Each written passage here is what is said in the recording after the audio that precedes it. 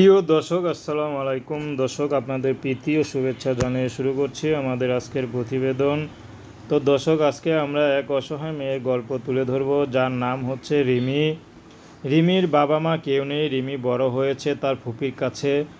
তো ফুপি তার তেমন একটা পড়াশোনা করায়নি, ক্লাস 5 পর্যন্ত পড়াশোনা করিয়েছে। তো রিমি গ্রামে থাকে। তো রিমি বর্তমানে একটা এনজিওতে টাকা ওঠানোর কাজ করে। তো সেখান থেকে 4-5 হাজার টাকা যা পায় তা দিয়ে কোনো মতে তার খালার হাত ফুপির হাতে তুলে দেয়, এবং সেটা দিয়ে তার খাবার খরচ সব হয়ে যায়। কিন্তু রিমি যে এক্সট্রা একটা জামা কাপড় বা পছন্দের জিনিস কিনবে সেই অবস্থা তার নাই।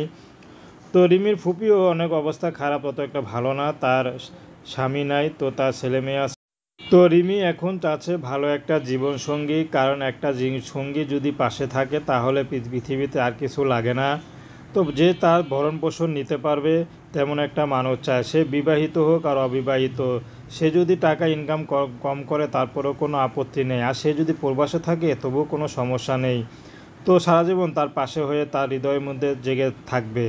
তো রিমির অনেক কষ্ট, যে রিমি ছোটো থেকেই অনেক কষ্ট পেয়ে বড় হয়েছে। তো রিমিকে যদি কোনো কষ্টে বা গরিব ঘরে বিয়েও হয়, তো রিমি সেখানেও নিজেকে মানিয়ে চলতে পারবে, তার কোনো আপত্তি নেই। তো প্রেম, ভালোবাসা, সাহায্য সহযোগিতা, বিয়ে শাদী করা একান্ত আপনাদের ব্যক্তিগত ব্যাপার।